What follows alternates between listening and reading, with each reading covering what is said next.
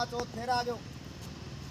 तो एक पत्नी अपने पति के बारे में क्या विचार रखती है, मैं क्या सोचती है आज के दिन में आपको बताता हूँ। वो जन्म जन्म का साथ हमारा, पति पत्नी का रहे प्रेम टूट,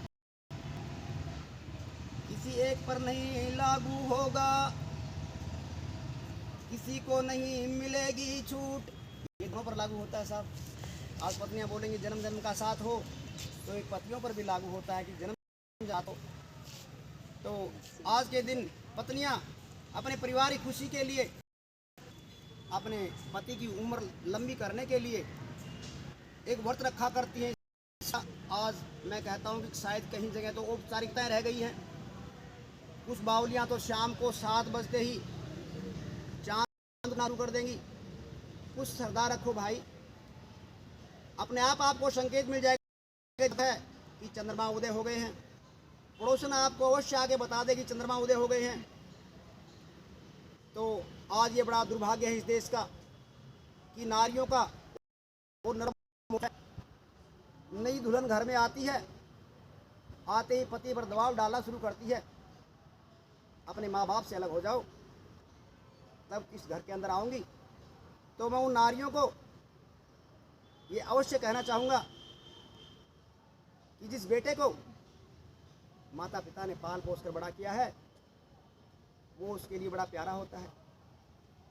उसकी प्रत्येक वस्तु माता को बड़ी प्यारी होती है। छोटा बच्चा होता है, उस समय से उसके खिलौने को संभाल संभाल के वो रखती है। तो शायद पत्नी को अपनी पति को अपनी पत्नी बहुत प्यारी होती है, तो माता को भी वो पत्नी पुत्र वधू बड़ी प्यारी होती है।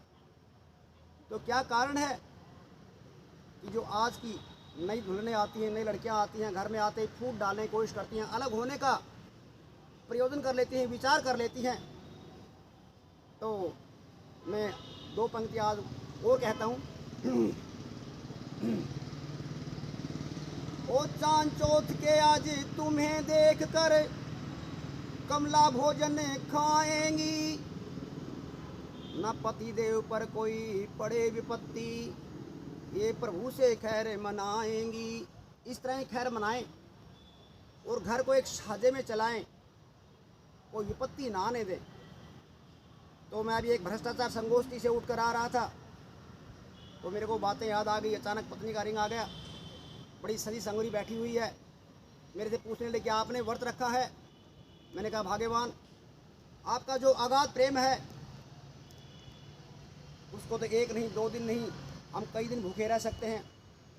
तो इस तरह के प्रेम और स्नेह से यदि गृहस्थी चलती है तो उस परिवार के बच्चे, वो पूरा संपूर्ण परिवार सुखी हो जाता है।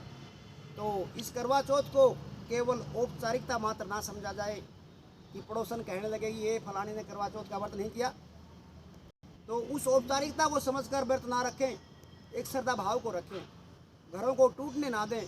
तो इन शब्दों के साथ मैं उन सुहागिनों को, उन पति पत्नियों को एक बार दोबारा से करवा चौथ के व्रत की शुभकामनाएं देता हूं।